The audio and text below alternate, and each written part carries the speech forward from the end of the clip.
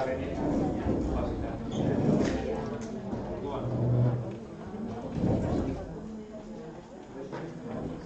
antolaketan berri emango dizuet, nolakoa izango da saioa eta nolakoa dizuet, hasieran egingo dizuet aurkezpena aldik eta laburrena hizkuntza komunikaziorako gaitasuna, kompetentzia, ebaluatzeko lorpen adierazpen prozesua gutxi gorabehera nola zehaztu dugun definitzeko edo deskribatzeko, bai? Hortako nahi dizkizuet, hemen pantalla bat da bestea pentsatzen dutenok, komodo ikusten duzuela pantalla, eta arazo bat baldin dago, pixkat mugitu zaitezte, badu garrantzia da pantalla ikustea kasu honetan, beste batzutan ez duen beste izan, baina kasu honetan bai. Saioan hasiera hori bukadutakoan, egingo dut talde txikitako lan dinamika, horregatik zaudete modu hortan kokatuta, batzuk abisatu diazu etorriko zerrela bezalatzuk ikusten dut ez diazuela abisatu etorriko zineten edo ez, baina nik badazpa 30 bat lagunentzako aurkik jarri ditut, eta bosteko taldetan jarri ditut, pentsatuz bosteko taldetan zendu guztia nahiko eroso bitu egiten dugula, eta bat abizkatik gustora aitzeko tartea ematen digula. Orduan, gero, oain hartu duzuen aurki zirkulo erdi edo zirkulo laurden hortan, pixka bildu eta elkarren artean nahituko zeaten, eta Mirenek, Marek eta Olaizek lagunduko diate pixkat talde horietan dinamizazio lanak egiten edo, bai? Joan, berandu edo etorrezatenok, kokatu zaitezte talde horietako baten, bostektik 6ra pasatzen eta ez da ezer izaten. Eta bukaeran, berriz ere talde txiki horietan egin dezuen lana, lan bateratu bat izango da, gida bat emango dizuet pixkat nondik nora eraman behar zuen dokumentazioan, analisia eta bar, eta gero batak, talde handian konpartituko dugu, eta pixkat ekarpen horiek jasotzen saiatuko gara, egin dugun zeregin hau pixkat hobetzen. Helburu batzuk mahai gainean jarri nahi ditute, importante iruditzen zaite gaur aurkeztuko dugun honen aurretik zein helbururekin hasiko garen jakitea, bai? Batetik oantxe komentatzen nien nahi lankidei, guztio daukagu kurrikulum ezkutu bat, gure barnean, bakoitzak bere sinismen propioak ditu, eta sinismen horien baitan, antolatzen dugu normalean, ikasleen ikaste prozesuaren egokitasuna, ondo doan edo ez doan, edo honek egin nahi luke hori ordezkatu, dokumentu bat da, baina aldi berean egunerokotasunean erabiltzeko dokumentu simple eta errez bat ez da. Horrek eskatzen du pixka dokumentu hau ezagutu egin behar dugula eta barneratu egin beharko genukela gero erreztasunean egunero erabilia izateko. Bezala zein erabiliko dugu, barneko ezkutuan daukagun kurrikulum hori. Hori hain barnean daukagunez errez erabiltzen baitugu. Honaino iritsi balin bada ondo eta ez balin bada iritsi ez hain ondo eta ez dakigu zergatik den ondo eta ez dakigu zergatik ez den ondo. Orduan pixkat helburu hori badu. Eta horretarako irakurtzeko eman dizuet dokumentazio potolo hori, 15 bat hori biltzen zuen, da hizkuntza komunikaziorako kompetentzia nola deskribatzen da egungo kurrikulum dekretuan, zein etapako helburu markatzen diren, eta zein ebaluazio irizpide. Horrek dokumentu horrek berak dagoeneko, igual batzutan egon daiteken kurrikulum ezkutu hori, jartzen dizkio olako muga batzuk, ez? Hau da, esaten ditugunak edo pentsatzen ditugunak igual beste modu batean planteatu behar ditugula pentsatzera eramaten gaitu, bai? Dokumentu honekin, eta gaurko aurkezpenarekin, saiatuko gara hori pixkat gehiago magitzen, bai? Eta hori pixkat helburu horrekin, orduan saiatuko naiz deskripzio bat egiten hizkuntza komunikaziorako gaitasunaren kompetentziaren ebaluazioan markatu ditugun lorpen adierazpenak nola markatu ditugu, bai? Datorren astean izango dugu beste saio bat matematiken ingurukoa, 20 bada uste duteguna, eta gero aurrerago komendiko litzake estruktura berdinarekin beste kompetentzia batzutara ere ailegatzea, bai? Lantaldea prest dago aurrera jarraitzeko, orduan segituko dugu zientziarekin eta beste arlo edo kompetentzia ezberdinekin ere saiakera berdin egiteko. Bueno, egiten dira honek.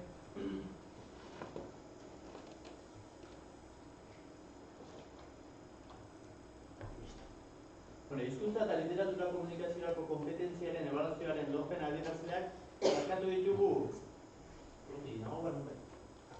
lau irizpide nagusiak, bai? Lehenkoan ere pixkat oso gainetik azaldu nizuen, erakutsi nizuen taula nolakoa zan, eta taula hori ere konpartituko dugu gero zuekin, baina lau hauek izan dira guk azkenean banatu ditugun irizpideak. Desberdinak izan daitezke, hau da, gu akordio ontara aileatu gara, egon gara lantaldean 7-8 bat lagun, eta 7-8 lagun horiei kosta egin zaigu akordio edo adostasun hortara aileatzea, ikusten genituelako desberdintasunak pentsatzen genuenean, zeinek hartzen zuen pisua, baina azkenean lau irizpide horiek hartu ditugu oinarritzat. Hizkuntza komunikazioa baloratzerako orduan. Bat da hitz egitea, bestea da entzutea edo aditzea, hirugarrena da irakurketa, eta laugarrena da idazketa.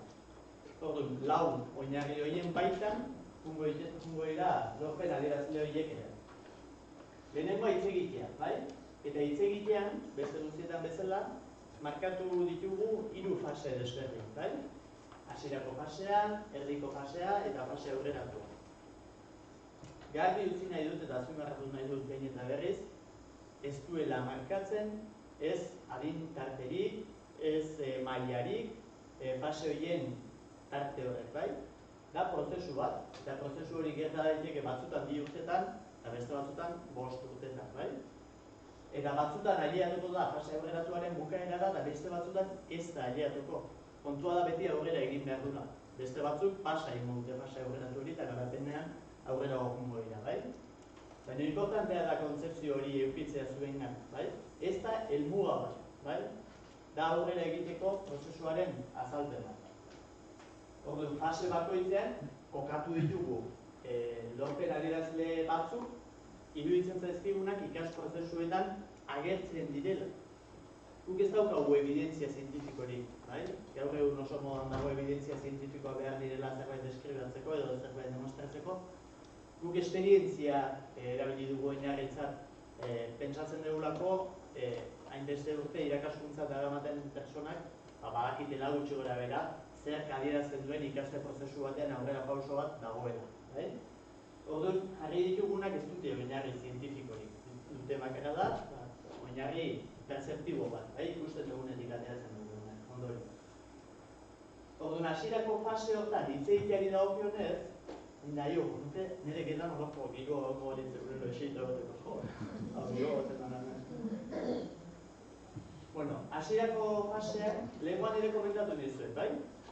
Ikas prozesuen espiraltasuna importantea da ondo ulertzea, bai?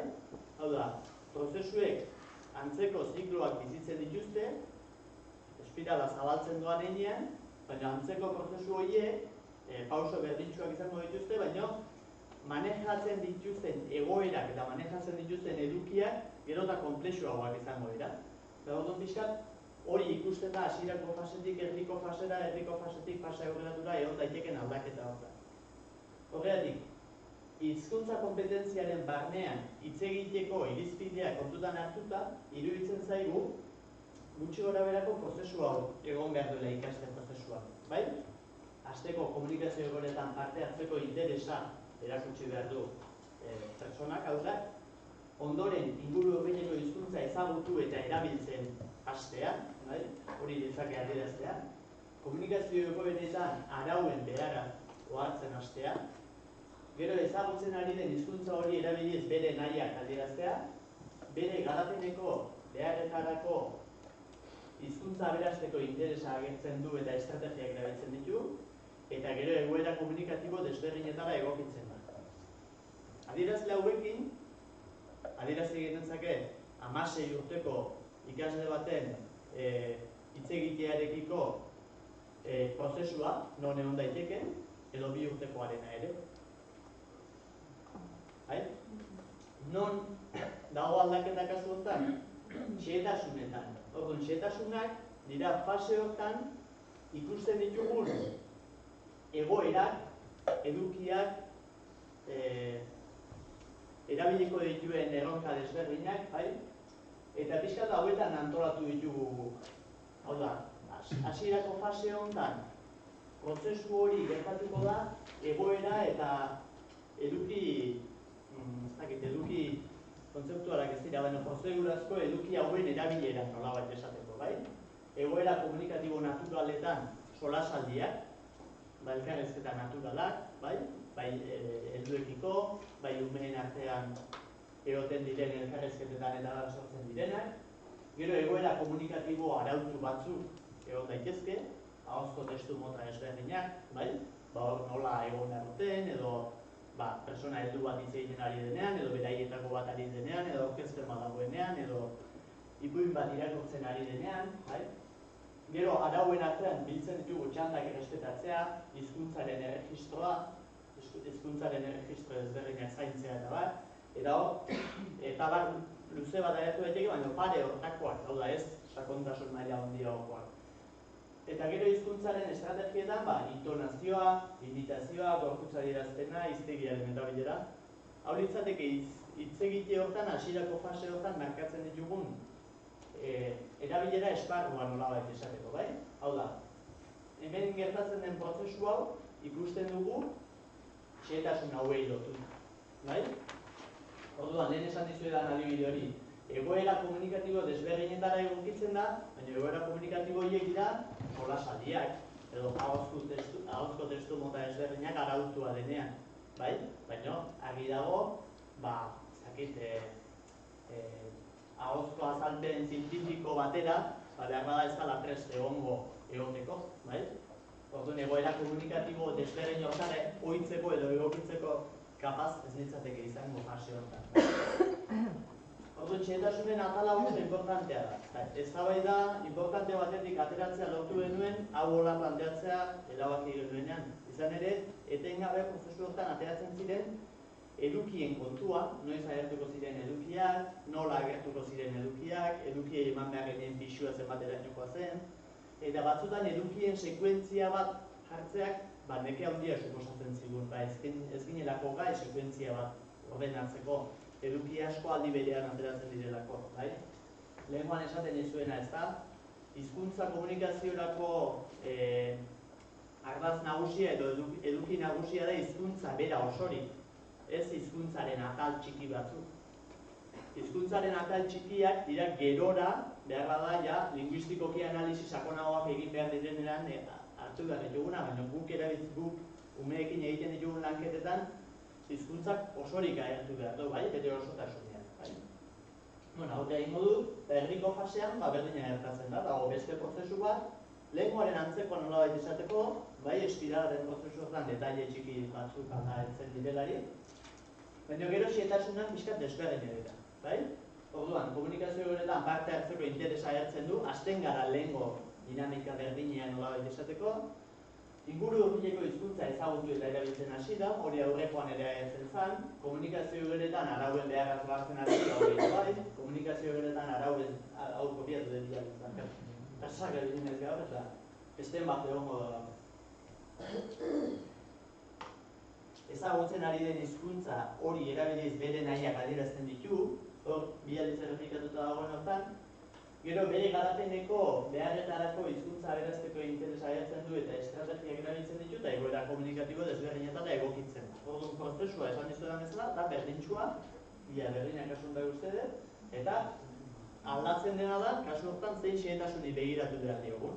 Xehetasun horiek dira, egoera komunikatibo naturaletan solasaldiak, azalpenak, iritziak ematea, sakontasun maila handiago eskatzen duten egoera komunikatiboa dira, egoera komunikatibo arautuetan ahozko testu mota desberdinekin agertzen du oraindik ere, gero eta gehiago, gero eta aniztasun handiagokoak, gero arauetan agertzen dira lexikoa, arau gramatikalak, hizkuntzaren erregistroa, eta gero hizkuntza estrategietan entzute aktiboa, intonazioa, gorputz adierazpena, informazioaren kontestualizazioa eta eta hirugarrengoa litzake fase aurreratua. Dago berriz ere, horren antzeko prozesu bat, bai? Ez naiz berriz sartuko hortan, eta hor xehetasunetan aldaketak daude, bai? Adibidez, egoera komunikatibo naturaletan eskatzen da gero eta gehiago, solasaldietan, azalpenetan eta eztabaidak, argudiatzea, iritzi kritikoa izatea, bai?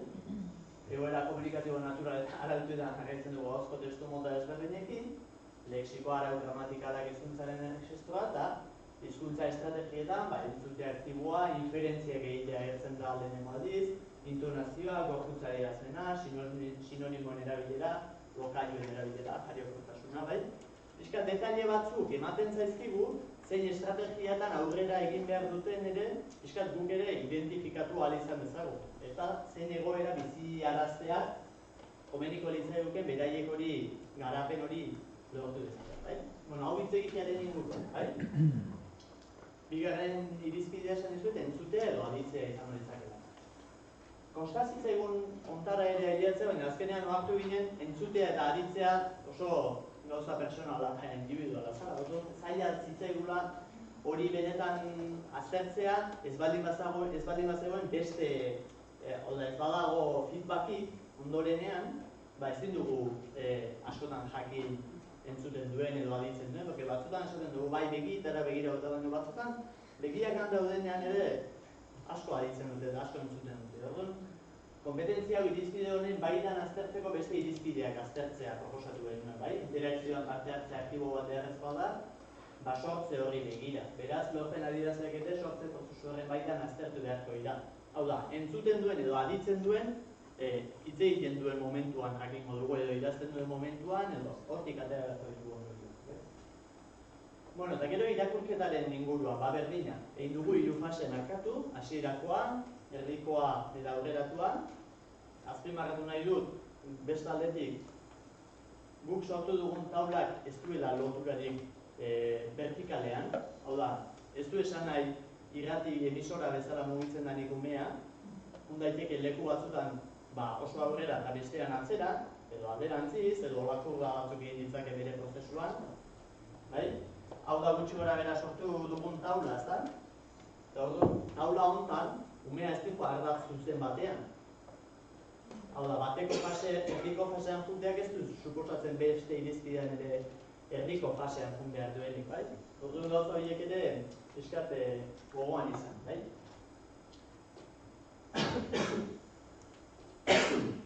Bueno, orduan hasierako fase honetan, irakurketari dagokionez, piskat konbentzionalki irakurtzen hasi bitarteko fase hortara arteko bidea egin dugu. Umeak helduok irakurtzen dugun bezala hasten diren momentu hortara arte, eta hortan jarri ditugu testu idatzien aurrean interesa agertzea, bere modura irakurtzen hastea, testu idatziak identifikatzen eta manipulatzen hastea, idatzizko testuen genero ohikoenen ezaugarriak identifikatzen ditu, idatz sistemari buruzko gogoetak adierazten ditu eta ondorioak ateratzen ditu eta konbentzionalki irakurtzen hasi. Xehetasun gehiago jarri genitzakeen pixkat psikogenesiaren, irakurketaren psikogenesiaren ardatz batzuk ezagutzen ditugulako eta baina gertatzen zitzaiguna zen gauza batzutan hainbeste detaile jarri genitzakeela eta beste irizpide batzutan ez hainbeste. Orduan, oso deskonpentsatua ikusten genuen, adibidez, idazketari buruz lotzen genituen adierazle mordoa, eta gero hitz egiteari buruz jartzen genituen adierazleei begira. Orduan, bildu genuena izan zen xehetasunetan irakurketari lotuta, hizkuntza irakurketaren ezaugarrietan testu generoen helburuak identifikatzea eta testu moten ezaugarriak aprobetxatzea ulertzeko. Hau da, konbentzionalki irakurtzen ez duten momentu horri buruz ari gara, eta orduan umeak tituloetatik jakiten duenean zer den, ipuin baten, nahiz eta tituloa beste modu batera adierazteko saiakerak egiten dituenean, marrazkia ikusi duelako edo marrazkian agertzen den gauza adierazten duelako, nahiz eta tituloan benetan beste gauza bat jarri, holako fase horiek biltzean egin dituen. Orduan, irakurketaren ezaugarrietan jarri duguna izan da kontzientzia fonologikoa garatu arteko prozesuaren psikogenesia nolabait esateko. Ailegatzen diren arte non identifikatzen duten letra batek soinu bat esaten duela edo silaba batek soinu bat esaten duela, bitarte hortan prozesu luze bat gertatzen da eta bitarte hortan ere irakurtzeko zenbait gauza irakurtzeko gai izaten dira umeak eta nik uste dut horri indarra eman behar digula. Orduan, kontzientzia fonologikoa ditzake kontzientzia fonologikoa garatzea, ulertzen ez duen hitz bat ere irakurtzeko gai izatera. Edo ezagutzen ez duen hitz bat ere irakurtzeko gai izatera aileatzen den momentu hortan arte. Orduan, hor utzi dugu pixkat. Hortik aurrerako faseetan gero ja izango ditzake irakurketa konbentzionala nolabait esateko. Hau da, badakielako soinua eta fonema eta grafemaren arteko lotura hori identifikatu duela dagoeneko, bai? Eta gero estrategietan, imitazioa, inguruko baliabide idatzien erabilera, inferentziak egitean, eta hortik aurrera, herriko fasean, jarraitzen du. Oain desberdinak kasu honetan, baina landutako testuen aurrean interesa agertzen du, geroz eta irakurle eraginkorragoa da. Eraginkorra esan nahi da, irakurtzearen funtzioa ulertzea baldin bada, hortarako gero eta eraginkorragoa da. Testu idatzien mamia identifikatzeko estrategia emitzak erabiltzen ditu, idatzizko testuen genero ohikoenen ezaugarriak aprobetxatzen ditu irakurketarako, bere irakurketetatik egindako gogoetak adierazten ditu eta ondorioak ateratzen ditu, eta hemen ere, xetasunetan dago desberdintasuna, bai?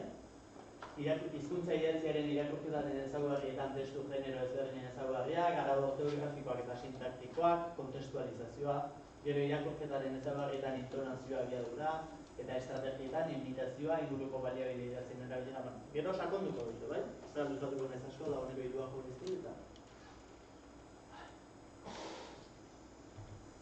Nek ez du indarra hori?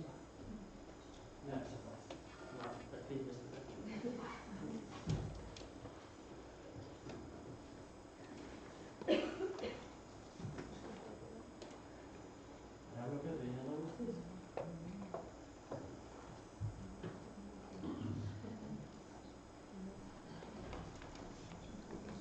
Bueno, eta fase aurrera zioala azaldu, baina da, gero ikertua izango duzu. Eta horrengo litzake idazketa. Eta idazketakin ere berdina. Askotan irakurketa idazketa oso lotuta ikusten ditugu ebaluatzeko garaia, batek bestea dakar nola izateko, hau da, idazten irakurtzen ikastea, gero idazteko saiakerak ekartzen ditu, eta idazteko saiakerak berak irakurtzea ekartzen du, ezta? Ezin bestean, orduan, oso lotuta egoten da, baina egia da, bakoitzak, prozesu bakoitzak bere sortze prozesua baduela, eta sortze prozesu horrek bere adierazle batzuk izaten dituela. Eta importantea da bakoitza bere arlotik ere begiratzea, gertatzen diren gauza batzuk ikertu izateko eta ezagutu izateko. Orduan, hemen ere, esaten dituen bezala, markatu genezakeen, lehenengo marrazkiak egiten hasi da, marrazkia eta testua desberdina direla identifikatzen hasi da, letren antzekoak diren gauzak egiten hasi da, gero letrak ateratzen zitzaizkigun hasierako prozesu horretan xehetasun mordoa, eta gero, behin konbentzionalki idazten hasi zirenetik, ia etapa bukatu arte, bizpahiru gauzarekin nahiko adierazten ezkan. Eta, horrek pixkat erakusten zigun, hasierako prozesuak asko ezagutzen genituela, eta gerokoak ere ezagutzen ditugula, baina ez dakigula oso ondo hor nola interbenitu, aurrera egiteko. Porque umeak badirudi, behin konbentzionalki idaztera aileatu dienean, hortik aurrerako hobetze prozesua esklusiboki beraien eskutan dagoela, idatzi dezatela eta hobetuko dute. Arituta ez da egia. Hau da, lortu behar dugu, gauza batzuk egin behar dira, estrategia zehaz batzuk erakutsi behar dizkigu hobeto idazteko, nondik ideiak atera, nola antolatu testuak, eta bar. Eta horre laguntzen du, bai? Orduan, hemen ere, hasierako prozesu honetan ez gara hainbestez xehetasunetan erori, bai? Hizkuntza idatzia erabiltzeko interesa, hizkuntza idatzia erabiltzen hastea, hizkuntza idatzia dituen arau ez jabetzen hastea, hizkuntza idatzia erabiltzen dituen helburuak lortzeko, hizkuntza idatziaren inguruko hausnarketak eta analisiak egitea, eta gero hizkuntza idatzia egokitzen du eguneroko egoera komunikatibo desberdinetara, bai? Hau guztia prozesu bat bezala. Prozesu bat bezala, eta gero beste gauza bat azpimarratu nahi dut, aldez aurretik esan ez duana, baina hau guztiekin ere gertatzen dena, ez du esan nahi guztiak ikusi behar ditugunik ere, bai? Hau da, lorpen adierazle guztiak ez dira beti agertzen begien bistan. Batzuk pasa egin dira, eta hartzerako konbentzionalki idazten hasten dira. Eta ez daukagu beste erremediorik, hori da importantea jakitea gutxi gura bera non dagon bere ikasten prozesuetan, bai? Eta hemen xehetasunetan, hori jarri dugu izan da idatz sistemaren ezaugarrietan fase alfabetikora iritsi bitarteko prozesu hori, bai? Non ikasleak, lehen esan dugun kontzientzia fonologiko hori irakurketari lotuta, kasu honetan idazterako orduan fase alfabetikoraino ailegatzeko prozesu horren xehetasuna, bai? Eta hizkuntza idatziaren ezaugarrietan, helburuari egokitzea eta testu moten ezaugarriak. Orduan, antolaketa gutxi gora bera uste dut ulertu bezuela, orduan bukatuko dut honek, bai? Fase aurreratu da ino, eta hemen, orduan talde lana egingo dugu, bai? Ni ez naiz oso eskulan zalea. nahiko lan eman ditu. Esatzen dut aditu makurtuta ditzen, bueno, taula, Excel taula batean sortu dugu, eta Excel taula horrek, gero ordenagailuan dagar ibiltzeko eta inkomodidade batzuk sortzen ditu, ez delako erreza, eta gainera ordenagailuak taldea batzutan egiten du alden du, bai? Denok pantailari begira jartzen gara, pantaila guri begira, eta inor ez dago alkarri begira. Papera berez, elkarri begira egotuko aukera gehiago ematen dizkigu neurri batean. Eta sortu dizue talde bakoitzarentzat olako txosten bat, bai? Gero nahi balin modu norbaitek etxera eraman da eskolarako idea hartu, niri bat utzi nintzen, eredu bezalako betzeko. Orduan, xehetasunen atal hori dago hemen gantxo hauetan lotuta, bai? Nolabait esateko, hau da, lehenengo lerroa da hitz egitearen lerroa, bigarren lerroa eta hori zera batekin biltzen dena da entzutearena, gero irakurketarena eta idazketarena. Eta hemen, agertzen dira fase bakoitzaren xehetasun horiek. Orduan, emango dizu talde bakoitzari hizkuntza komunikaziorako gaitasunaren olako txosten bana, eta txosten hori gehituko diot analisirako gida bat, bai? Analisirako gida hontan daude 5 azpipuntu, bai? Irakurketa bat egin duzuen ez etxean, eskatuko dizuetan lehenengo puntua izango da, irakurri duzuenaren eta aurrean daukazuen txostenaren arteko loturak egiten alegintzen, bai? Zer falta den, biltzea ondo lehoke, eta bide batez galdetzea, zuek nun ikusten duzue hau, hemen jartzen du hau ere egin errutela umek. Olako ideia horiek ondo leheteke, bai? Nik uste irakurketa eman dio denean, egin ditu dara barne argudiaketak horiek nun dauden ikertzeko, baina behar bada, igual emango dizkiguten pista batzuk, bai? Gauzaiatuko naiz, ala defensiba ez egoten, gero, bueltan entortzen zeratzen batzutan ala defensiba jartzen ez dela gartzen ez, eta komen, jasoko dut, esaten dira zuena, bai? Gero, aurrean daukazuen txostenak zuen eskolarako zein beharri erantzuten diela uste duzuen ere biltzea eta pentsatzea taldean entorkatzea da. Gero, praktikotasuna emateko ideiak, bai? Nola erabiliko duzuen, noiz, nor, zein dinamikarekin, eta bai? Eta gero zein evidentzia izango diren baliagarriak tresna horren baitan analisi lanak egiteko. Eta nola jasoko dituzuen olako evidentziak, bai? Orduan, txosten bat, eta hauetako bana ez dakit badaukadan, 30 kopiatean nioen, baina uste ez dende gehiago etorri zetela, hartuzen zuen bat eta pasatzen zuen. Sobratzen mani bat ezkitzue, inaztio, zuen asko manzak, bai? Pasaitzak zuen, anatzetik eta... Eta bidearte horretan, noa pixka lagunduko dizuegu, bidenek, marek eta daizketak, bai? Gero ez da itxizen dugu, egin ez zuen egali nahi zuen.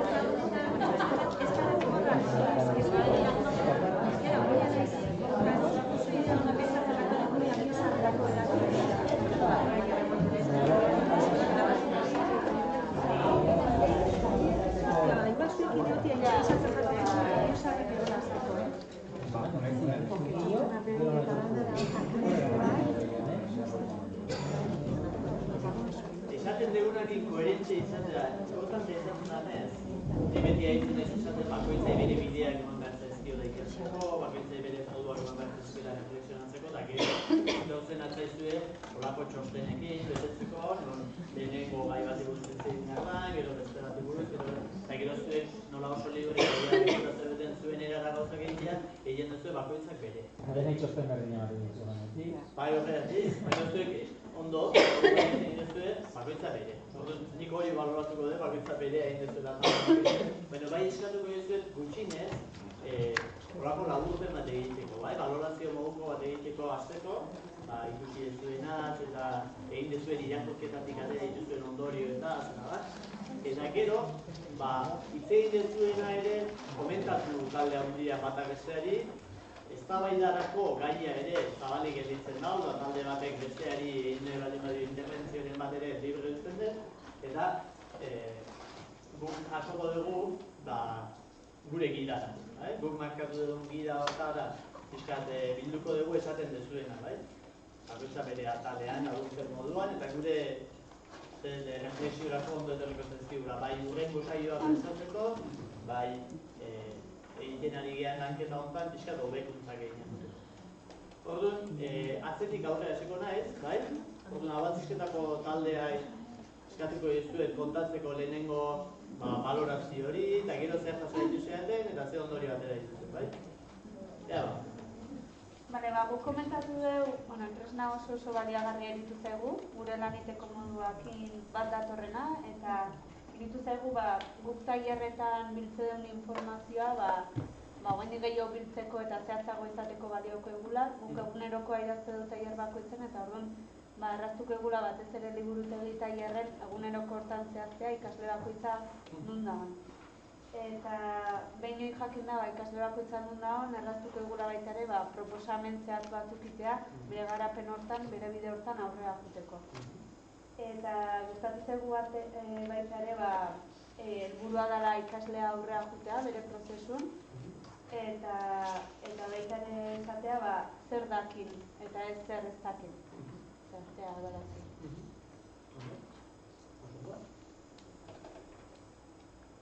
Ingleseko kuadrilla, elkartu zatena. Inglesekoan ingurun azpimarratu dago eta hasieran ahaztu zait esatea. Hau da, nik uste dut honek, eta uste dut nirekin bat datozela taldekide guztiak, inglesa beste hizkuntza bat bezala dela, alemana izan daiken bezala edo griegoa izan daiken bezala, eta prozesuetan bat egingo lukela euskarak eta gaztelerak egiten duen bezala. Baina egia da, eta esan dizuet denago, hau ez da helmuga bat, honek ez du markatzen nora aileatu behar dute, baizik eta prozesu hortan ze pauso egon daitezke. Orduan, inglesari begiratu beharko bagenio, nik uste dut erreparatu behar diogula prozesuari. Noaino aileatuko den markatu gabe, helmugari markatu gabe. Harri gabe honen bukaera aileatu behar du, edo erdiko fasearen bukaera, edo ez, baizik eta segun eta zein ardotan, edo segun eta zein irizpidetan, egon daiteke prozesu hortan aileera puntu bat. Batzuk puntu batera aileatuko dira eta beste batzuk bestera. Iruditzen zait hor markatzen dienak hitz egiteari eta idazteari lotuta, ez da bigarren hezkuntza bukaeran ere ez dituztera lortzen gaur egungo zeratik. Orduan, prozesu hortan aukeratu beharko genuke edo adostu beharko genuke edo hitz egin beharko genuke, ze aurre ikuspen ditugun, noaino aileatzeko aurre ikusten nahi dut, eta gero horiek, etengabe gure ikasleen beraren arabera, egokitu egin beharko genuke. Hori lehen ez du alako esan, oaino egiten du puntualizazio hori, Oain, kontatzen mali bat duzue, bildu duzuena? Guk ikusten genduen, behintzat, oso baliagarri izan daitekela, txosten egiteko garaian, beti guztiarako txostenetan ere irizpide batzuk jarri nahien, irizpide jartzeko asko lagunduko egula, hau horrean izatea. Gai desberdinetarako, hau hizkuntzarako dan bezala, esaten genuen beste gaitarako ere, holako zerbait oso beto izan. Hori gola ikusi dugu, gero esaten genuen baita, gero etuko izketan pixkat igual igual ikusi igual tresna erabilgarriagoa, hori egiten barenekin edo esaten genion, igual ebaluazio irizpide horietan, xehetasuna daudela aparte jarreta bazela, ez? Orduan igual, irizpide horietan sartu xehetasuna, jase desberdinak igual, bere izuta jarri, ja xehetasunak barne direla, baina esaten zigun, saiatu izatela, baina ez dukitara irizpide zinetela, ez dukia jartzea dutela. Esaten igual, nola bete horiek sartuta, eroso gozatea, ez erabilgarriagoa, errexagoa.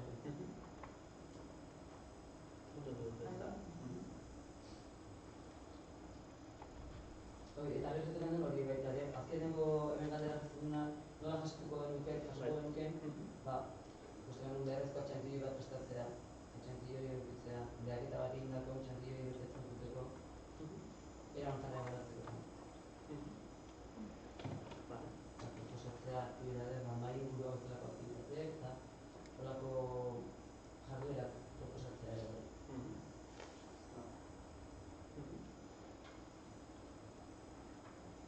teknikoak.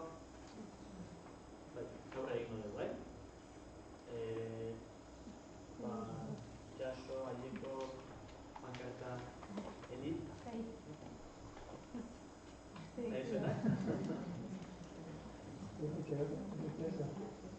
Guk katatu behar dut. Katatu dut, hola izkortzeu laguntza, baina... Ez dit, korrapido askatu sobrani. Gehiago inigoan. Bueno, esate duen hartzen pixkat, baleara egin dugu, zen dutenagatik, bestek zen dutenagatik, pixkat kokazteko aurrakoita prozesuan nuna da.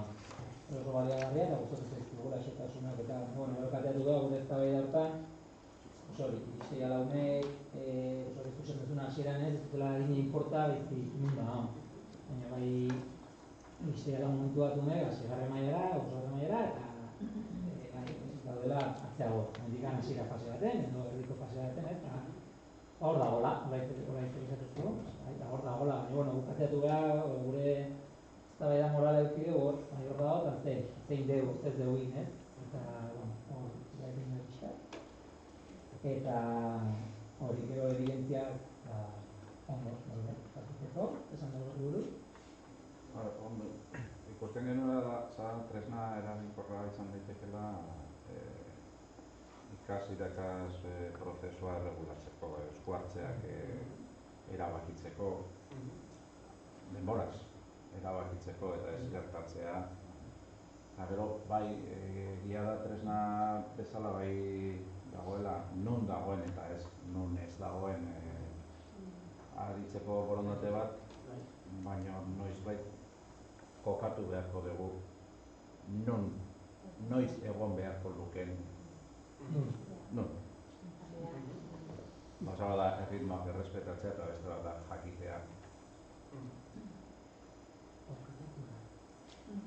Bai, gainera, kapeatzea lortuko da. Ona da, eztabaida. Beste talde bat denean, eztabaida izan dut horren, nahi dut Nik ezin da esan dago guztia. Bai, tresna egokitzat hartzezan, bakoitza bere zentzun, baina bai dela tresna bat, azkenen dena hankasgora jartzen. Dena hankasgora jartzen duen, azken bakoitza gauden fasen, baina, denak ikuste genuen behar bat ebaluazioarena, eskoletakoa, eta hu abia puntutzat hartuzkeo, aldaketa asko ondarreko. Baina baita ere esaten genuen Juan Carlosek esan du berdina, horre bilikea, dute hor tateatu gara. Gaia, ez? Importante dezako da. Hor daukagun espanta hori ez? Dago presena, Ez, gero gaitasun hau neurtu egiten da momentu jakin baten. Kanpo ebaluazio bat dago momentu jakin baten. Bere zehatasun guztiekin, baina hor dago eta gureak ere eduki beharko lituzke momentu jakin batzuk. Honen garapena hemen dago, baina agian zer estrategiak aldatu beharko ditu.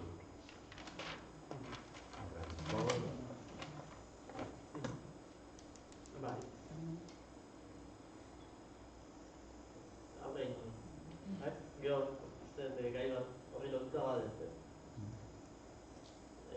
Gure luze ibilia eztabaida, baina ez dakit zer garbirik edo atera dugun. Esan bai, erabilgarria izan daitekela, nolabait ere, eskolako jarduneko ibilbide antolaketa termometro moduan erabiltzeko bai. Baina agian bai faltan botatzen genuen azkenengo konkrezio maila hori. Eta hori lortzeko, zailtasun handia ikusten dugu, bai? Objektibotasun hori lortzea, ezta?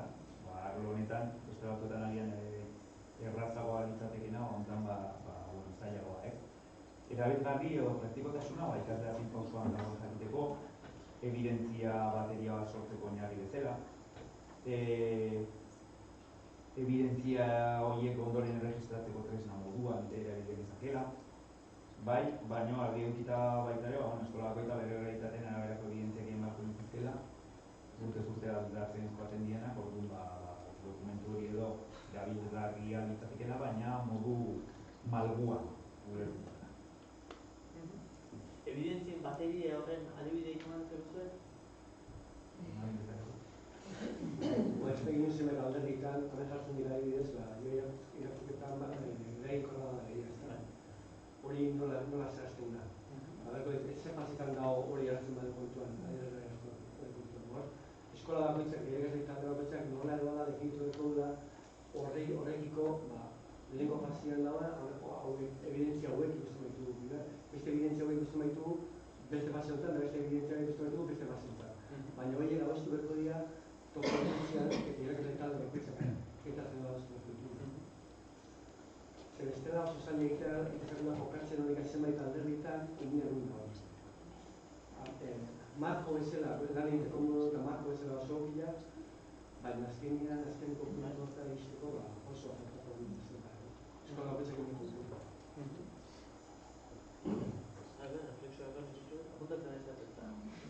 Inu dazkailo. Guke asko hitz egin dugu, eta guke pixkat erabilgarri ikusten dugu zehar kuadroa, tresna modun. Ikusten diguna da, ebalaketa bilera batzuk maizago bilenak inbarko diakeela, benetan lortzeko lortu nahi duguna, umea garapen prozesuko momentu bakoitzen zehazteko. Eta gero, azkenen erlazionatuta behaiek esan dutenak inoaintxe, xehetasun bakoitzen, eskola bakoitzak inbarko dutela hor, bere... Eta hor, ikusi. Eta gero, baitare, erabiltzeko garaiene, metodologiakin, eskolak erabiltzen du metodologiakin lotuta daula. Behaketa gehiago egin daiteken metodologia bat behar dula, ez? Egokiagoa ikusten dula. Eta segunda, ze geota metodologia, ariketa edo jarduera zuzenduagoak gero eta gehiago horren da zailago betetzea.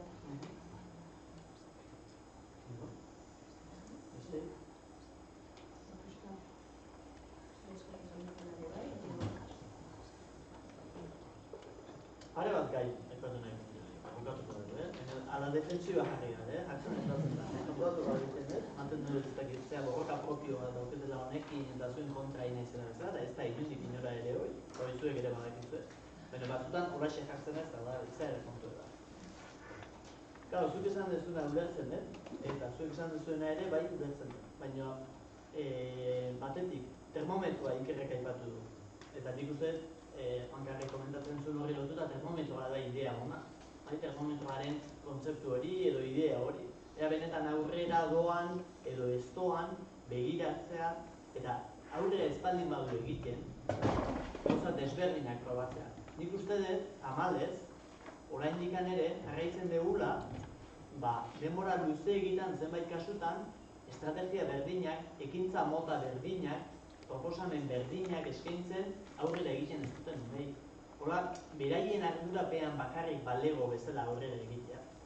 Eta uste dut hortan lagundu behar digula. Hori izan behar dura termometroa. Hau da, esatea, ez du aurrera zen, horren zerbait aldatu behar dut. Ez, ibiltzeko area eta honea ate joka, baizik eta, tarteka behintzat aldaketa batzuk txertatu behar dira, aniztasun gehiagoko eskaintzen, baina batzutan nola gela osoak kudeatu behar ditugun, eta gela osoen dinamikak antolatu nahi ditugun, batzutan eskaintzak murritzegiak direla daukat sentsazioa. Hor, aniztasun handiago jokatzeko bideak bilatzea izango dela, hori estrategia bat emateko klabea. Eta beste guztia lotuta dihoa, hemen talde ondan aipatu dezuena, lorpen adierazleen bateria horrekin. Baina eske gauzak deskriptiboegiak eta zehatzegiak egiten ditugunean, askotan esan dut, da abanikoa itxi egiten dugu. Eta izten goazen eginean, batzuk kanpoan gelditzen dira. Eta kanpoan gelditzen diren horientzat, beti beraien bizkargainea botatzen dugu hartuta. Hau da, egin dut eta ez duatok. Eta hor dut, nik uste eta defensiboan jarri gabe, hobetzeko gauza batzu baditula, baina xehetasun txikiegietara juten balin bahara, berriz ere aukerak murriztuko ditugu, berriz ere mailetara murriztuko gara, eta lehen ere mailetako kontu horrek ez digu asko lagundu. Euki ditugulako eskola desberdinetan minimoak, zikloko minimoak, mailako minimoak, eta gero jarri umei begira minimo horiekin, eta bai, edo ez. Ez gara gai izateko bai edo ez. Egoten gara, batzutan bai, bestetan ez, egiten duenean ez dakiz zergatik bai, eta egiten ez duenean ez dakiz zergatik ez. Orduan hor, hobe da zabal ikustea, nire ustez behintzat, eta borondate honez jokatuz, pentsatzea, behar bada usten badiot, handitzen doan einean, euren artean egon laiken aldea txikituko da, gutxituko da. Askotan alde horiek sortzen digute korapiloa. Umeen artean ez balego alderik eta ez balen dituzke desberdintasun horiek ikusiko beraien artean, ez genuke korapiloa izan. Korapiloa handiena sortzen zaizkigu bat aurrean, eta beste bat oso atzean ikusten dugunean. Baina ez besteak ez duelako aurrera egin, baizik eta beste aurrean dagoelako. Hori da korapiloa sortzen duela. Bien artean egon laiken artean. Bi horiek, bi komentario bezala oso uste dut ekarpen honak egin dituzuela, eskerrik asko, eta hurrengoan matematiketekoa. Zuek berdinak etortzen bali mazarete, hildoa berdintxoa izango bat da oso ondo etorriko bat, berdinak etortzen bali mazarete, beste batzuk ere ezagutuko dira. Horixe.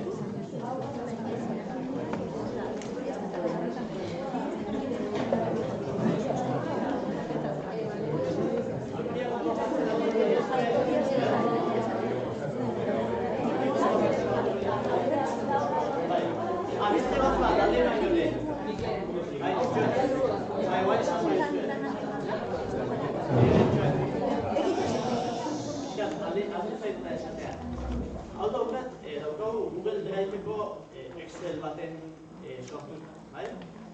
Egingo dizuet eskola bakoitzailea edukio daukazuelako Google kontu bat, eskola bakoitzai egingo dizuet kopia propio bat eman, bai? Hala, kopia originala ez aldatzen, bai? Xehetasunak hartzen duen atala, da, horako hori desplegable bat bezala. Baina, Excelan aukera hortan, gezitxo bat ateatzen da, eta gezitxo hori klik egin, eta ateatzen zaigu xehetasunen desplegable hori, bai? Baina, desplegable hori berez da hautatzeko, horietako bat hautatzeko. Ez duzu hautatu behar. Egin behar zuen berez ere, eskape edo alako zerbait eman, eta edo beste zelda bat aukeratu, ez dezan hautatu. Ez la hautatutako ura gelditzen da. Eta ematen du xehetasun horri buruz bakarrikan izatea. Orduan, hau, hemen ateatzen da, hau, analogiko gertatzen da hau, digitalean, hemen ateatzen da pestaina txiki bat, eta pestaina klik egin, eta ateatzen zaizue. Eta ikusi dezakezue, baina, haietako bat aukeratzen bali badezue xaguakin, hoi aukera dutaren gelditzen da. Orduan horrez zer esan nahi du, hoi egiten duzuenean, beste zelda baten klik egin, eta ja, xehetasunak lehen bezala ateratzen da. Ulertu jazu ez da? Visualizatu dut egin arrazen da? Klik eman da dena gatako lehiak. Berez klik egin bali badezue dena, baina bat aukeratzen bali badezue, xehetasunak ezabatu egiten da. Ulertu jazu? Berez klik egin arteako zaizkizue, baina xehetasunak ezabatu egiten da. Xehetasunak